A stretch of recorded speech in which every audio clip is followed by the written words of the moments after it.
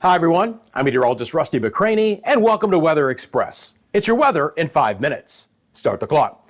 Friends, we have impressive heat today across portions of the plains and into the southeast and in and around that area of really hot temperatures. We're seeing strong to severe storms developing. Going to bring on the current advisories across the country. They look like this. Anywhere that you see oranges, those are heat advisories from the southern sides of Minnesota and Wisconsin all the way to the panhandle of Florida. We have flash flood advisories and warnings going on right now for portions of New Mexico. And you see this area in the central sides of Iowa.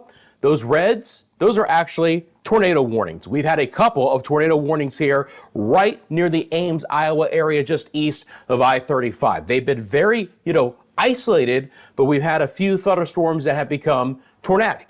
Now, additional strong to severe storms are likely to develop in portions of the central and the northern plains and the upper Midwest and the western Great Lakes. We've had a few additional severe thunderstorms in portions of central and the northern sides of Minnesota, and additional storms are likely to develop in the eastern sides of Montana and work their way through the Dakotas. This is going to be the most active weather across the area for today. When we look at the risk of severe storms, it's those areas that I just mentioned in yellow. That's the slight 2 out of 5 risk for the Storm Prediction Center. Your green, marginal risk, and the deeper green slips back down again the high plains into the eastern sides of Colorado and encompasses most of the western Great Lakes. There's another area for more impactful storms for today in Georgia, portions of South Carolina, and the northern sides of Florida, including the eastern panhandle and the I-10 corridor. And this is what's going to be with extensive activity over the next several days as a decaying cold front situates itself over the peninsula of Florida. You can see very heavy, squally weather moving into this area. And as these storms came on,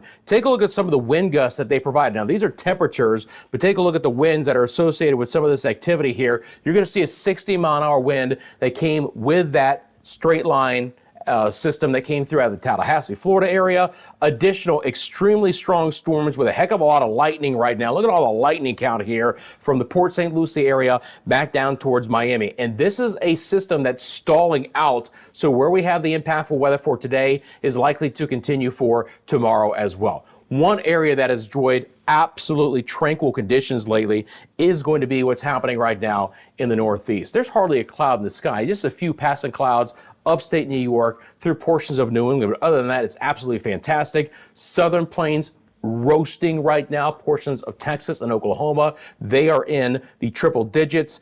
Talk about an area that has had very impactful weather lately. We continue to see flooding conditions. Taos, New Mexico, back to Santa Fe, south of Albuquerque, persistent mid-level low here. And look, we've had some higher elevation temperatures only in the 50s today. So there's some cooler air aloft with this, but this rain is not moving anywhere. That's the problem. You want some heat, get yourself back out into portions of southern Nevada, of course, Las Vegas, portions of Arizona and Southern California. Triple digit heat again for today. Lovely weather along the immediate west coast, places like Seattle, mid 60s for daytime highs. This is what it looks like with the infrared satellite imagery back on. Once again, no Pacific system to work its way back in, but we are throwing energy back into big sky country, and that's going to lead to additional storms there. All right, so back out to the large perspective here across the country. Going to bring on the HER model, the high resolution rapid refresh.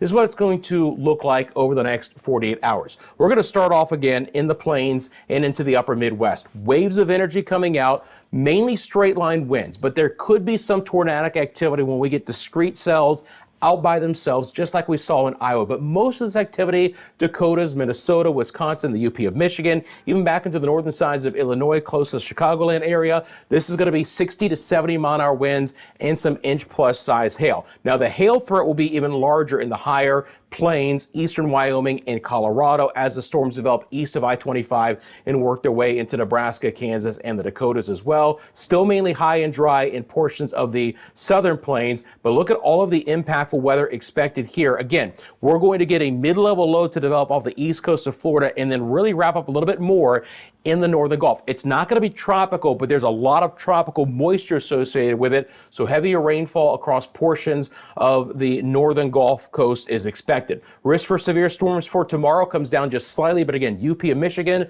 Wisconsin, Minnesota, Iowa, portions of Nebraska.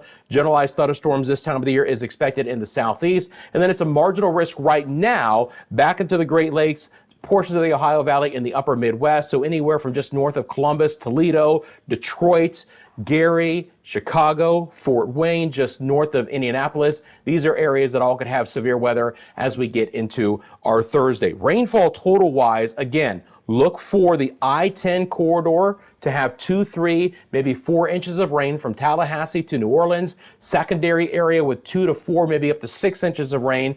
Portions of the Great Lakes and the upper Midwest. We're high and dry out west right now, and we're looking at just a couple of showers across the eastern seaboard. Friends, I'm out of time. I do appreciate you making Weather Express a part of your daily routine. Thanks for taking a quick second and liking and subscribing as well to help support the channel. You guys have a great rest of your day. I'm back tomorrow with your latest 5-minute forecast.